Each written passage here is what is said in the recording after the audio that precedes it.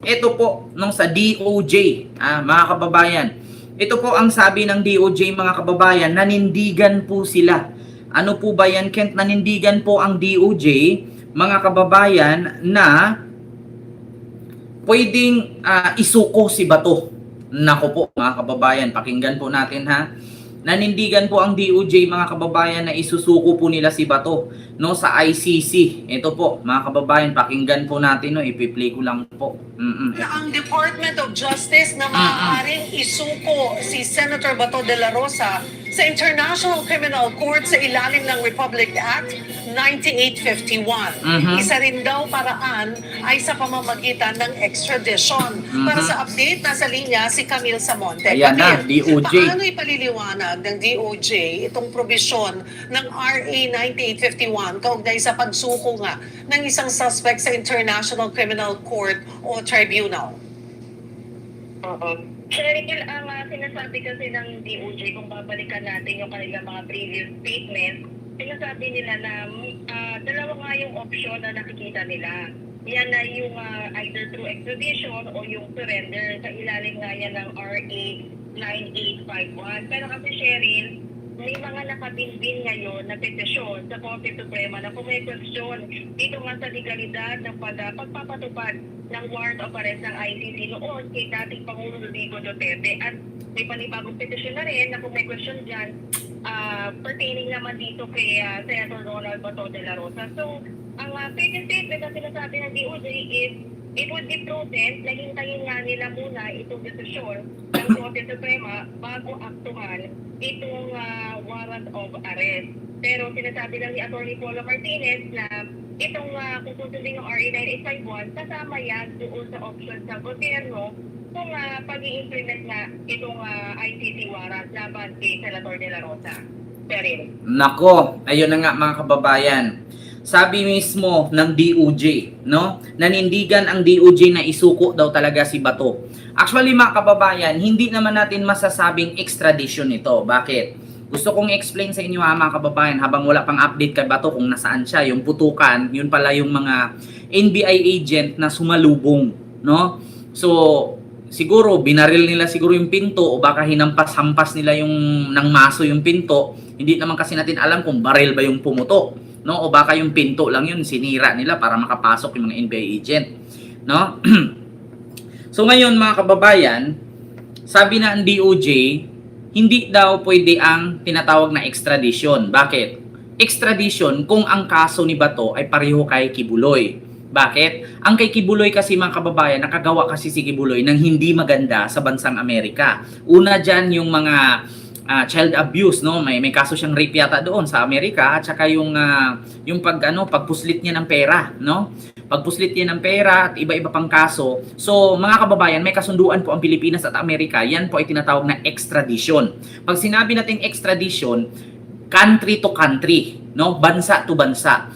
Kung ano man ang kasunduan ng bansa, kung halimbawa, ako, isang Pilipino, nakagawa ng kasalanan sa Amerika, ang Amerika, pwede akong kunin, dalhin sila sa kanilang bansa at doon ako lilitisin. Ang tawag dyan ay extradition treaty or extradition request. Ngayon, mga kababayan, ang problema, ang ICC ay hindi po siya bansa. Isa po siyang international court or international tribunal. So, ang matatawag po natin dyan, hindi po siya extradition, kundi surrender. No? Mga kababayan, actually, ano na yan in-explain na yan, no, ng mga abogado. So, bansa to bansa, extradition. No? Pag lilitisin pa si Bato dito sa Pilipinas, pag-uusapan pa ng korte yan, kung may hahadlang, lilitisin ulit, pagdidibatihan, bago siya isurrender o i-extradite sa ibang bansa. Pero mga kababayan, ulitin ko po, ang ICC ay hindi po bansa. No? So ang tanging gagawin lang po ng Pilipinas kay Bato ay surrender, not extradite. No? So klarong-klaro ha, mga kababayan. Ang ICC po ay hindi bansa. So ang mangyayari, wala ng paligoy-ligoy pa, wala ng kuskus balungos, no? Wala ng hasul sa Bisaya, diretsong isurrender. Pag nahuli, ihatid, ikulong. Katulad sa ginawa kay Digong. Pero kung ang ICC ay batas, ay bansa yan, so ang mangyari, pag-usapan pa sa Pilipinas, kung sumang-ayon lahat, ang korte, ang DOJ at ang ombudsman, at matalo si Digong, isuko siya or ihatid siya sa ICC. Hindi naman bansa ang ICC, so ang direct surrender. So, klaro po, mga kababayan. Magkaiba po ang extradite sa surrender. Ang extradite kung bansa ang ICC. Hindi po bansa ang ICC, that's the reason why surrender. Yan po yun, mga kababayan. No? Ito po, mga kababayan. Bato, Attorney De Leon. Para makita ninyo ha, mga kababayan. Extradition ba ang tawag kung sakaling pulihin si Bato de la Rosa pag nag-issue ng warrant? Extradition ba ang tawag kung sakaling pulihin si Bato de la Rosa pag nag-issue ng warrant of arrest ang ICC? Simple lamang. Hindi. Ang 2025 Rules of Extradition ay ginawa para sa mga bansa na may extradition treaty sa Pilipinas. Pero teka, ang ICC ay hindi bansa.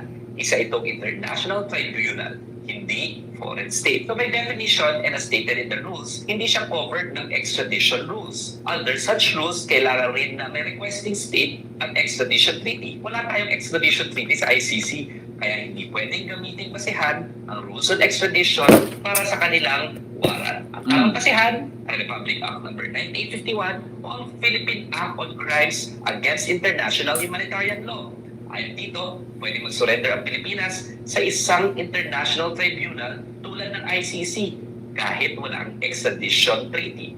Surrender ang tawag dito, hindi extradition. Sabi mismo ng ICC at ng ating Korte Suprema sa Cayetano versus Pangilinan, may visa pa rin ang jurisdiction ng ICC sa mga krimeng ginawa bago ang March 2019, kabilang ang war on drugs. Besides, the Philippines is duty-bound to respect international law as a responsible member of the community of nations. Kung tatanggi ang gobyerno, Cordapia Gandara, salamat po, ma'am.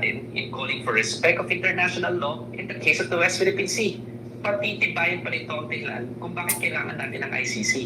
We are truly unwilling and unable to even try those accused of committing crimes against humanity.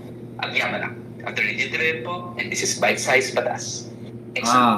So, rinig nyo po ha, mga kababayan. Hindi po extradition ang tawag dyan kay hindi po bansa ang ICC.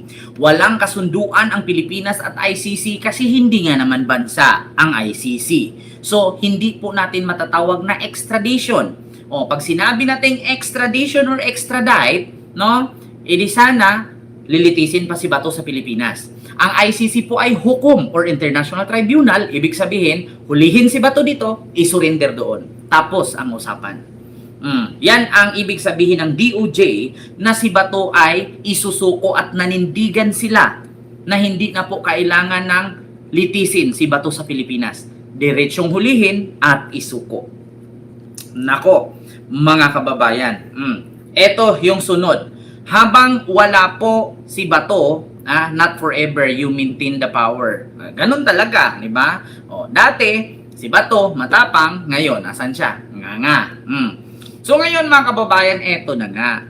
Alam naman po natin mga kababayan at binasa po mismo ng tagapagsalita ng ICC na yung isang babae, kung naalaman ninyo, na binasa niya at sinabi niya mismo na ang ito palang warrant ni Bato ay inilabas pala ito noong November 6, 2025. Ngunit ngayon lang ito binuksan ng May 12, 2026. Ngunit mga kababayan, nilabas din po pala, di umano, sabi ni Trillanes, na valid ang warrant ni Bato, mismong taga-ICC ang nagsabi. Ito po ha, mga kababayan. Ipapanood ko po sa inyo na mismo ang taga-ICC ang nagsabi na valid ang warrant ni Bato. Wait lang ha, mga kababayan, para mapanood nyo po na mismong taga-ICC ang nagsabi. Ito po. Formal lang iniutos ng International Criminal Court o ICC Pre-Trial Chamber 1 kagabi. Oras dito sa Pilipinas ang pagbabago ng klasifikasyon ng warrant of arrest laban kay Senator Ronald Bato de la Rosa mula sa pagiging secret tungo sa pagiging public. Ang nasabing warrant ay orihinal na inisyo noong November 6, 2025, ngunit pinanatiling confidential o under seal sa loob ng ilang buwan bilang pagtugon sa hiling ng prosekusyon. Noong Sabado lang, sinabi ni ICC spokesperson Orian Maye na walang arrest warrant na inilabas kaugnay ng sitwasyon sa Pilipinas. Ayon sa mga dokumento ng korte, naging basihan ng paunang paglilihim ang matinding panganib sa kaligtasan ng mga biktima at mga saksi. Gayon din ang umanitangka ng mambabatas na makialam sa investigasyon. Napagdesisyonan ng Chamber na i-reclassify o gawing public ang dokumento upang mapadali ang pag-aresto at pagsuko kay De La Rosa sa jurisdiksyon ng korte.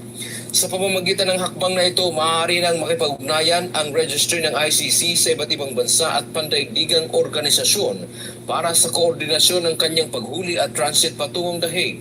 Samantala, kiniwestiyon naman ng mambabatas ang ginawa kahapon ni dating Senador Antonio Trillanes bakit siya ang may hawak ng warrant na wala naman siyang otoridad na gawin ito. Sa huli, humingi ng suporta si De La Rosa sa publiko. Sana suportahan ninyo ako mga kaibigan, suportahan niyo kami. I am doing this not for myself, but for the sake of our country. Pilipinas lang nakataya dito. Soberenya ng Pilipinas ang nakataya dito, kinabukasan ng ating bansa. Sana suportahan ninyo kami sa aming pakikibaka dito dahil hindi po ito biro. Dante Amento, UNTV, News and Rescue. Diyos ang aming sandigan, serbisyo publiko, ang aming pinahahalagahan. So, klarong-klaro po mga kababayan. So, ngayon po, sinabi po mismo, no, mga kababayan, ay, wait lang mga kababayan.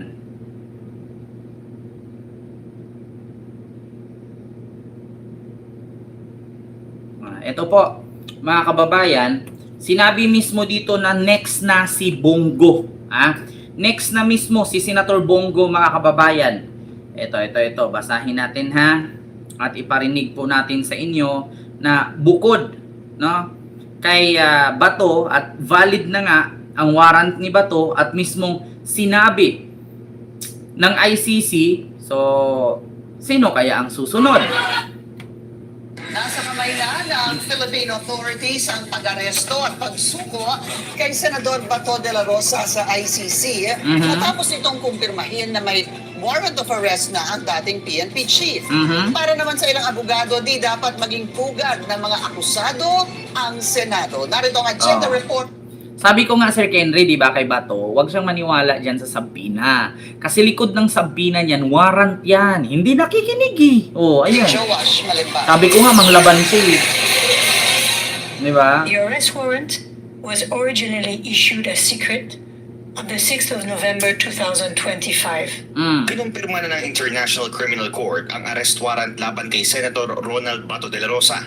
Kaugnay pa rin ng madugong war on drugs ni FPRRD. Mr. De La Rosa is alleged to have been involved in a common plan that lasted from approximately the 1st of November 2011 until the 16th of March 2019 to kill alleged criminals in the Philippines, including those perceived or alleged to be associated with drug use, sale, or production. It is now for the national authorities to arrest and surrender the suspect to the ICC. So narinig nyo